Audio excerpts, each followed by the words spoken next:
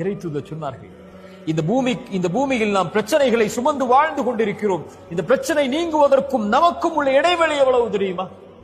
இந்த நெற்றிக்கும் இந்த பூமிக்கும் இடையில் தான். சிரமங்களால் தவிப்புகளால் நிற்க முடியவில்லை என்றால் சோதனைகளால் நெற்றியை உங்கள் இறைவனுக்கு முன்னால் அந்த பூமியில் சாய்த்து விடுங்கள்.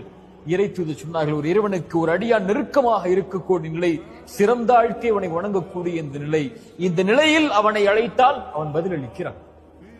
லா தஹ்சன் யா அஹி, லா தஹ்சன் யா உக்தி, நோயா லா தஹ்சன், கடனா லா தஹ்சன், உயிரிழப்புகளா லா தஹ்சன், அல்லது உறவுகளுடைய பிரிவா லா தஹ்சன், கடனா நஷ்டமா, வியாபாரத்தில் செல்வத்தில் சோதனையா, செல்வ இழப்புகளா, வசதியில் சோதனையா, அல்லது குடும்ப உறவுகளால் சோதனையா, உலகமே உங்களை கைவிடுகிறதா, லா தஹ்சன். இறைவனுடைய வார்த்தை அது. இன்னல்லாஹ மஅனா, அந்த இறைவன் நம்மோடு இருக்கிறார். இந்த லா தஹ்சன் என்பது ஒரு தொடர். இது